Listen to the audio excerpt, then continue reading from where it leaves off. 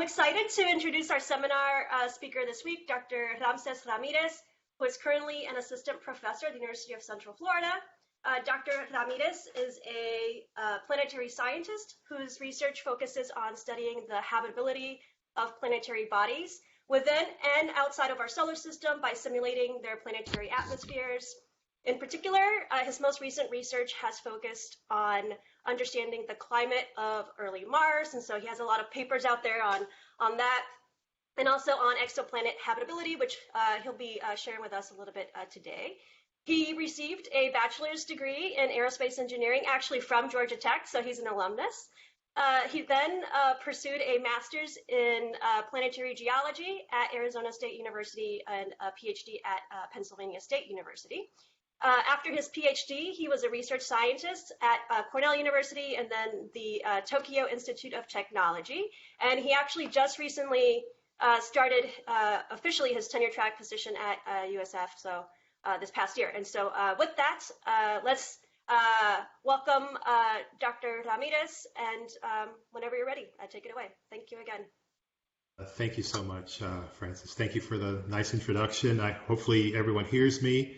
We'll see. Hopefully you like the presentation. So today I'll be talking about the carbon dioxide and its importance for habitability of planets, in this case, extrasolar planets. And so I had a nice little animation in my PowerPoint thing, but I couldn't get that working. The PDF doesn't show animation, so I kind of like to show that Hamill's own animation. Unfortunately, I won't be able to show that today, but the image I still think is pretty nice. So yeah, let's get to it. So first, as an overview, for what I use to study the habitability of planets, both in our solar system and beyond, extrasolar planets, I use a concept called the liquid water habitable zone. And in this concept, it's basically really the circular region around a star, orbital region around a star, where standing bodies of liquid water could exist on the surface of a rocky planet. And it's really, just because a planet is in the habitable zone, I just want to put that out. Just because a planet is in the habitable zone does not necessarily mean that it's habitable or has life. But just this is the best piece of real estate, of cosmic real estate, where your chances of finding life, kind of like our life on Earth, Earth-like life that depends on water, carbon-based, is in this region. So it's really just a tool and a navigational filter that is used to determine which planets are most likely to host life. So like, for instance, in our own solar system, Mars is in the habitable zone, as is Earth. Mars is in the habitable zone, but there's no signs of life there really. There might be, I don't know, on the subsurface. We'll figure that out in years to come. But it could very well be that there's no life in there, but it's in the habitable zone. So this is a caveat that we should have when we use this concept to other planets that we find in the cosmos. So done a lot of work on the habitable zone over the past, basically throughout my career. And what part of what I've done is I helped extend the range. So it was classically performed for F through M stars. So we're talking about stars with stellar effective temperatures between about 3,000 to 7,000 or so.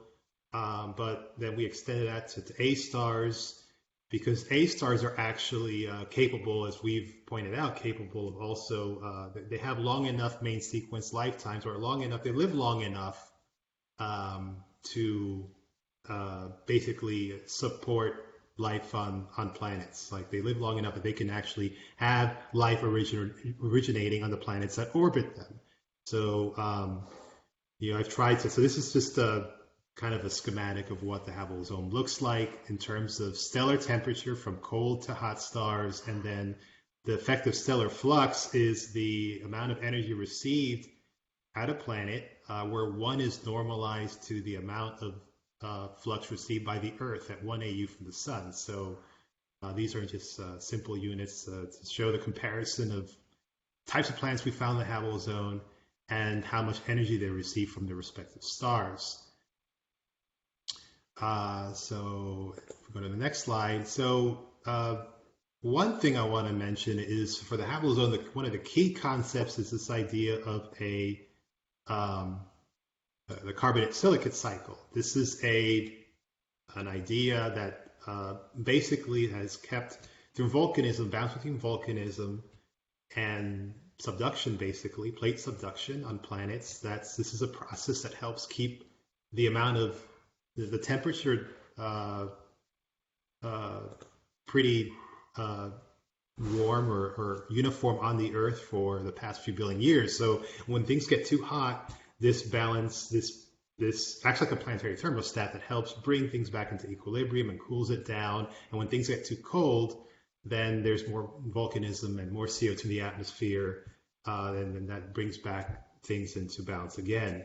So this is the kind of the cycle that's kept our planet habitable over the years. It's this atmosphere, it's this balance again between volcanism and subduction, where you're putting out a lot of CO2 through volcanism, and depending on where the Earth is in the cycle, whether it's cold or hot, you get more or less CO2 in the atmosphere to kind of counteract the planet going too cold or too hot on either way. So this is, CO2 is absolutely crucial for maintaining the habitability of our own planet and has kept our planet stable climatically for the past few billion years. And it turns out, though, from a prediction from this carbonate silicate cycle is that the maximum CO2 pressure. So basically, we get the habitable zone by, if you imagine being at Earth's distance and you move Earth past, go further away from the sun, you just push it farther away from the sun, you're going to need more CO2 to keep it warm. So this is why CO2 increases through the carbonate silicate cycle to maintain the planet habitable. Similarly to the Earth, you need more CO2. It comes to a point where basically the habitable zone outer edge, or the most CO2 you can put, is about 8 bars at the outer edge of our solar system. Beyond that, the effects of CO2 condensation, which I'll talk about later, and reflectivity. CO2 gets very reflective, and you start cooling off. You actually start cooling off the planet more than you warm it through CO2 outgassing. So then the greenhouse effect that you would get from CO2 is just completely nullified by, it being too thick in the atmosphere. It's reflecting too much radiation out to space. It's condensing on the surface. And so you lose the benefits of the CO2 warming. That's why you have a hard outer edge in the habitable zone. Now so again, if the planet got too far away, the CO2 gets too reflective, condenses, and the planet freezes. So now I'm going to go on and talk about my recent work with my student this past year, Irene Bonatti, and this paper that we've written on the influence, speaking of, CO2 and it condensing when the pressures get too high, when you have too much CO2 in the atmosphere, it will actually start condensing, and out of the atmosphere, again, the greenhouse effect weakens, and you start forming CO2 ice on the surface. So we look at this phenomena for planets around, the habitable zone around sun-like stars. So this is a major factor, the CO2 condensation, when the CO2 pressures get high. So, I just want to mention, before I go on any further, so I had mentioned that the CO2 pressure at the outer edge in our solar system is 8 bars. That's a lot of CO2 compared to, the little 4 times 10 to the negative 4 bars that we have today. So just to show, the scale, the big difference in how much CO2 you need to get to the outer edge. You need quite a bit.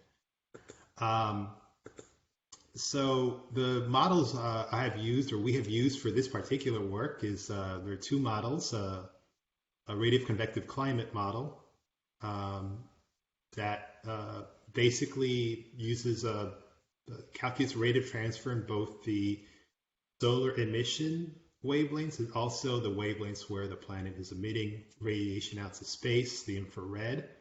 And it uses an iterative routine where the surface balance is achieved, the surface temperature converges to a steady state, and the absorbed and emitted fluxes in the stratosphere are balanced. And so when that condition is satisfied, you have achieved convergence, basically. We can play around with other parameters in the model, saturation, whatnot, but that's beyond the scope of this talk. Now, for the paper I did with Irene, we didn't use this model directly, but indirectly, we took the radiative transfer results from this model and parameterized that to be put into the actual energy balance model that we used, which could be a 1D or 2D model, depending how you run it. It gives you that latitudinal dependence that you would need for this type of problem that we're looking at, because we're really interested in looking at the spatial variations of CO2 condensation on the surface. And the model is pretty nice and it's fast. I mean, it takes care of land, ocean cover, ice cover on the surface. So it understands different terrain types. You can put in clouds, vary the coverage of clouds. And the rate transfer, again, is from the 1D convective model. So these models are basically coupled here. The 1D radiative convective climate model provides the radiation, and the energy balance model parameterizes that and does the actual heavy lifting of the calculations. The climate calculations are done by the EBM. So I just want to congratulate Irene, who did the bulk of the simulations on this paper that we wrote last year. She's now relocated to the Netherlands after she finished her PhD and working for Astron as a policy officer. So before I show you the results on the surface CO2 condensation behavior for planets around different stars, we validated the model to make sure that it gives results that are realistic compared to other similar models and to observations. So, for instance, you can see from this plot that we compared, for instance, ground truth with the Earth, that the surface temperatures predicted from the model are similar to what we actually see from observations. And we did this with topography, no topography, and with topography, we got an even better match adding topography. But this just shows a good test of concept here. Now, for flux validation, we calculated the flux, or the amount of energy being transported from the equator to pole at different obliquities or tilt angles for Earth, for an Earth analog. And we found that our calculated numbers were very similar to even those from 3D models. So, our model matches well with much more cumbersome, complicated 3D models, which was very reassuring for us. We also did a Snowball Earth calculation, where we assessed the average surface temperature as a function of latitude for different CO2 levels. And again, we found that, whether it's a relatively high level of CO2, 0.1 bars, or an Earth-like 10 times to the 10 to the negative fourth bar of CO2, we got results that were consistent with a recent GCM intercomparison that so a lot of the models were very similar to ours, and others were a little bit, the GCMs showed us some variation, but we were smack dab in the middle of those results, so we were happy with that as well. And again, we, for previous Hubble zone calculations, just using the EBM, we got very similar results of, the inner and outer edges of the Hubble zone, as opposed compared to our previous works when we were using 1D models, or even the 3D models get some of these things being very similar. So with all of that, we were pretty happy that our model not only works for reproducing the Earth in many ways and in many aspects, but also helps reproduce the basically the calculated behavior of planets around other star types. So that's what we were pretty happy about that. So now onto the results for the CO2 condensation. So this is just a summary of the idea. So basically, as I mentioned earlier, high enough is a visual graphical depiction what I said earlier. But at high enough surface pressures, if CO2 pressures are high enough, then in addition to it being a great greenhouse gas, you can get condensation. Condensation that falls out in the atmosphere.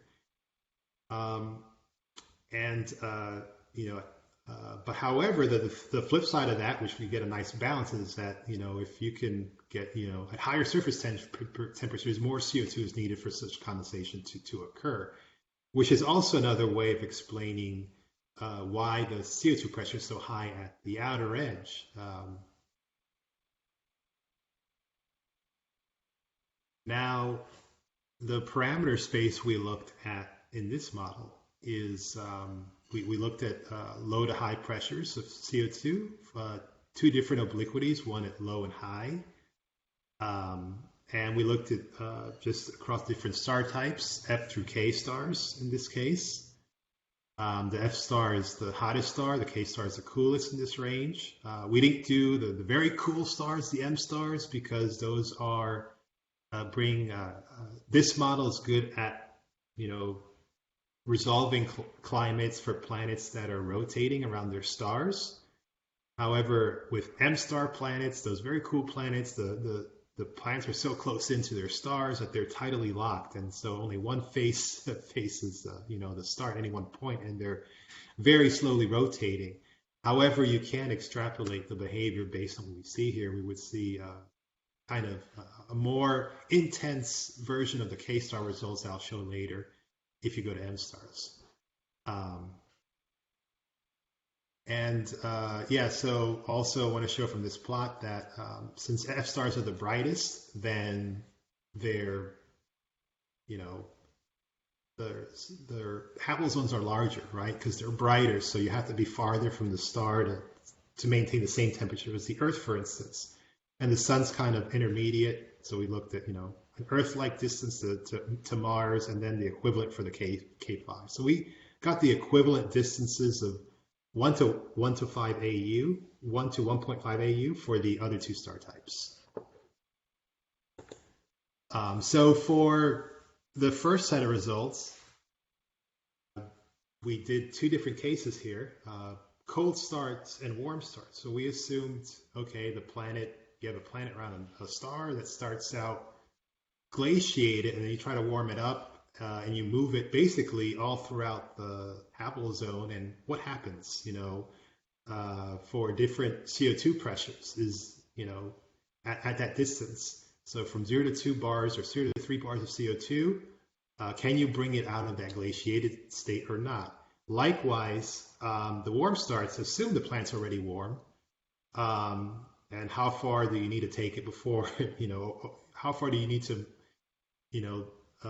move it out away from its F star before you start seeing the CO2 condensation? So these are slightly different problems, but we wanted to look at both possibilities because we wanted to show the importance of the initial states is important in determining the habitability of planets around their stars. And we can see there is a difference, so a pretty significant difference. So for the cold start planets, there's a higher tendency to get CO2 condensing on the surface, and you're freezing out your planet, so it becomes uninhabitable at closer distances than, say, the warm start planets. If you start out warm, you have that extra buffer.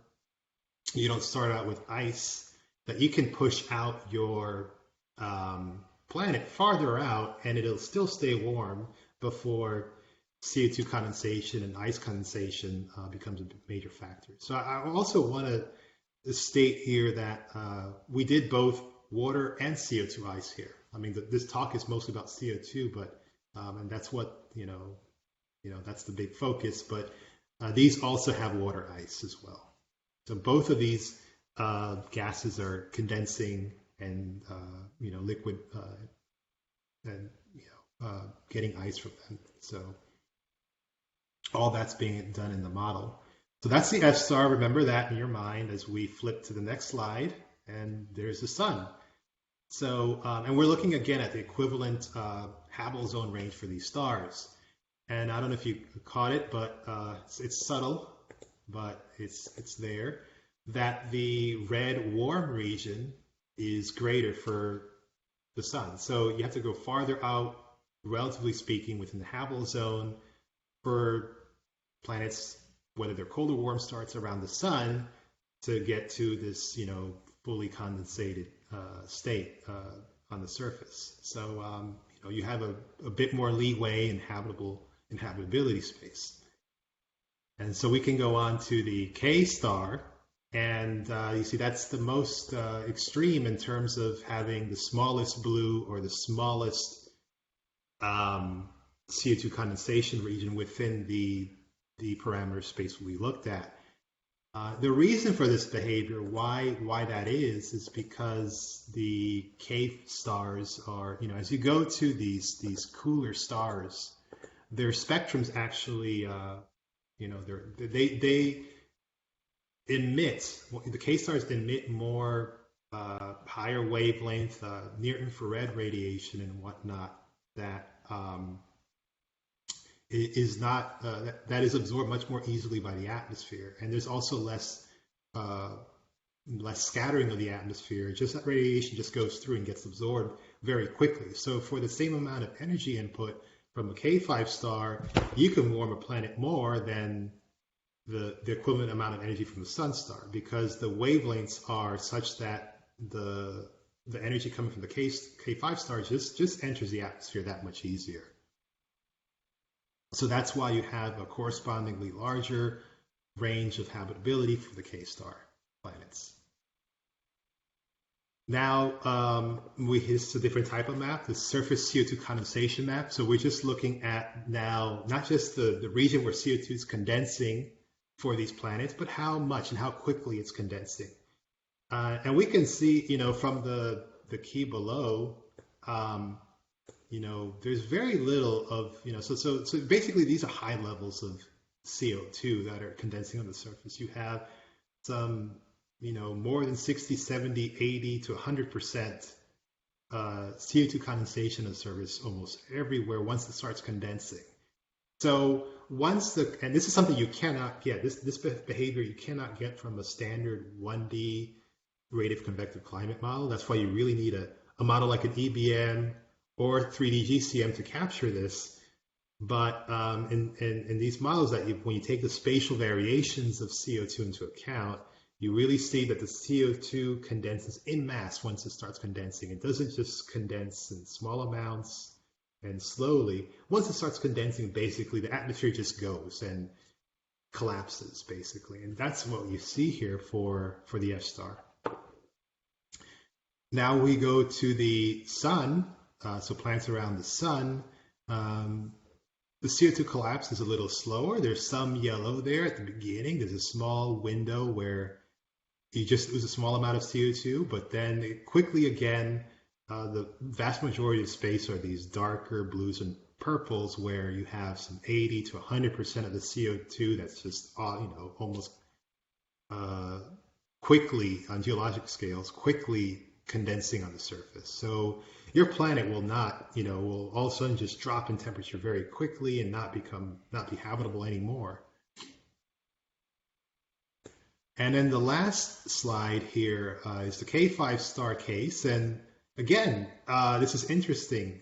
There's actually a lot more yellow here. So there is, from this aspect, you can argue that, the K5 star planets are more resistant against CO2 condensation. So you can move the planet farther away from the star and have some CO2 condensation, but that doesn't mean the end of the habitability of that planet necessarily. They can stay warm, as we saw in the earlier plots, for a larger distance. And even when CO2 starts condensing, we find in our model the atmospheric collapse is not immediate. You have to go pretty far out before you get an equivalent scenario where the majority of the atmosphere is collapsed. And again, this is due to the fact that the K5 star stellar energy is just, a lot more easily absorbed by the planet because it's at those higher wavelengths where it just passes through and gets absorbed, and there's less scattering in the atmosphere. Here's some other plots with looking at, the annual and seasonally average temperatures for these planets, cold and warm starts first around the F star. So we just took like annual and seasonal temperatures for the two obliquities. And we can see here that at higher obliquity, the variation between equator to pole is less because you have a tilt and the heat gets more well distributed. At higher obliquity, it goes from summer to winter. The light is going to the poles more and to the equator. That energy exchange is happening.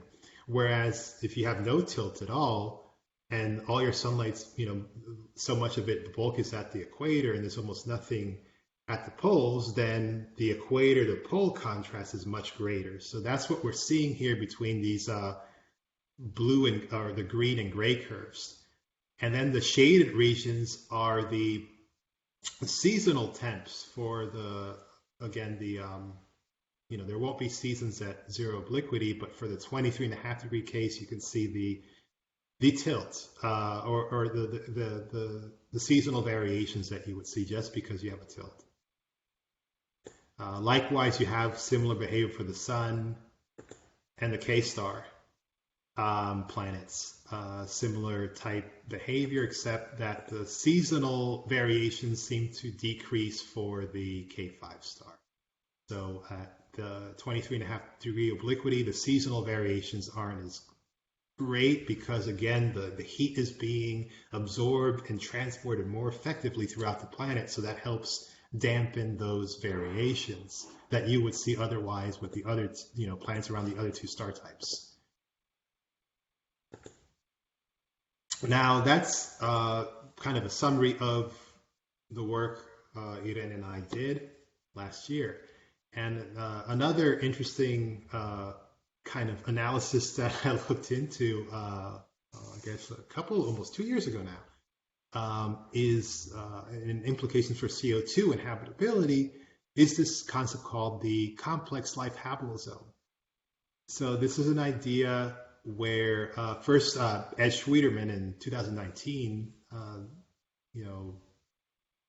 did a paper on this, basically showing a habitable zone for complex life, because the traditional habitable zone that we see, or that I've shown you throughout this talk, especially in the first few slides and whatnot, that's for finding life or potentially habitable planets, regardless of whether they're complex or bacterial, microbial, the whole kind of gamut.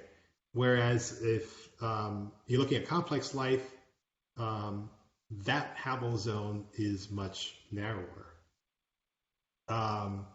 This analysis by Edward Schwieterman, he used a 1D radiative convective climate model and assumed that, if you assume that alien life operates similarly to Earth, you get a narrow habitable zone. But the uncertainties on the habitable zone were very large in that model, about 2 orders of magnitude on the outer edge. And so the exact width of the habitable zone, wasn't completely, quantified in that paper, but it was a good start. And I think, this sort of concept is great for, the search for technosignatures and SETI. So my foray into this started taking to some biology, looked at the literature and talked to biologists to try to figure out if there's anything in there that we can use to kind of constrain things better, again, assuming Earth-like life, and get a better handle of what the habitable zone actually is.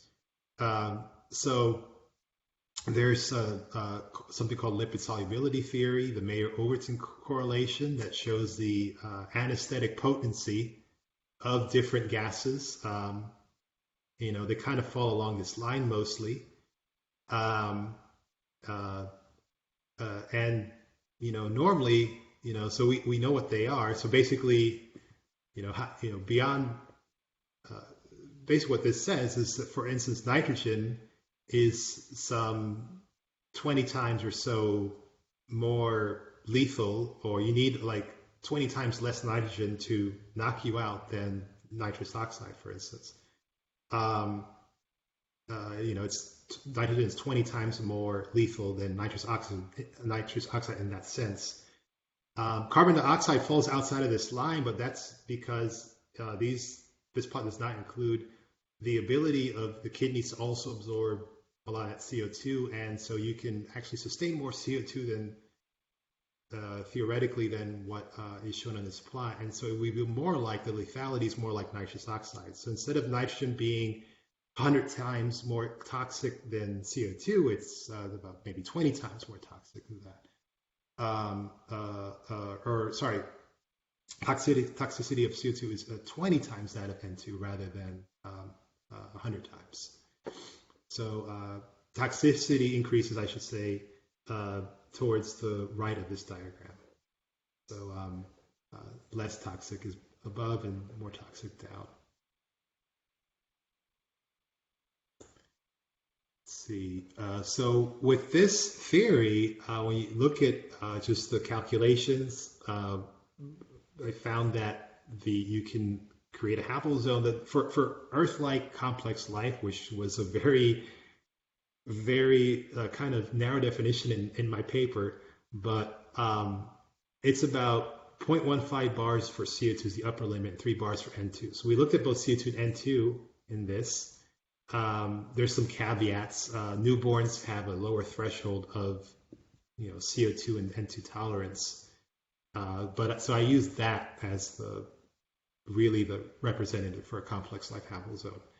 And it turns out, actually, I was pretty happy when we looked at the literature that these calculate limits based on lipid solubility theory, the Mayer-Overton correlation, corresponded pretty well with a lot of the experiments that have been done on animals, on many land animals, including humans, monkeys, sheep, rats, and pigs, that the CO2 upper thresholds were similar to what has been found in experiments.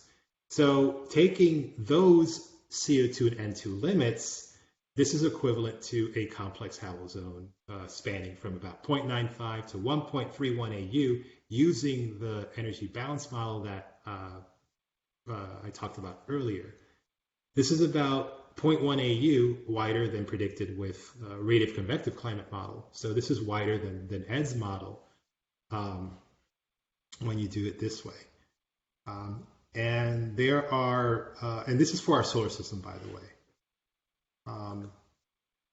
The reasons for why is because, well, for instance, in a energy balance model, you have these latitudinal variations, right? Latitudinal coverage, as opposed to 1D radiative convective climate model, which is just, point temperatures and vertical resolution, that's it. But you only have, a point temperature on the surface that you average throughout the planet. But in an EBM, you can do the spatial variations better. You have cloud cover. The planetary albedo at the outer edge is predicted to be lower than the Earth-like albedo or reflectivity predicted by the 1D model. So you have higher albedo predicted by the EBM when you include the spatial variations, and that helps extend the outer edge more quite a bit because it's lower than that predicted by the Earth-like cloud cover, because then you have less reflectivity and more energy coming into the planet.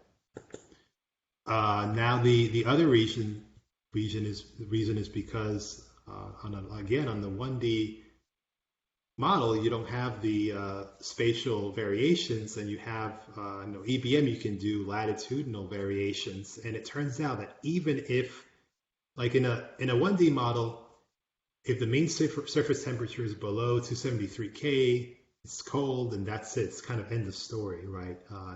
Water freezes, and that's it. You can't do much more with that because there's not enough resolution. But in an EBM, you can have scenarios where the mean surface T could very well be below the freezing point of water, but you have warm equatorial temperatures anyways. So with that, you can extend the outer edge a bit farther when you include the latitudinal variations.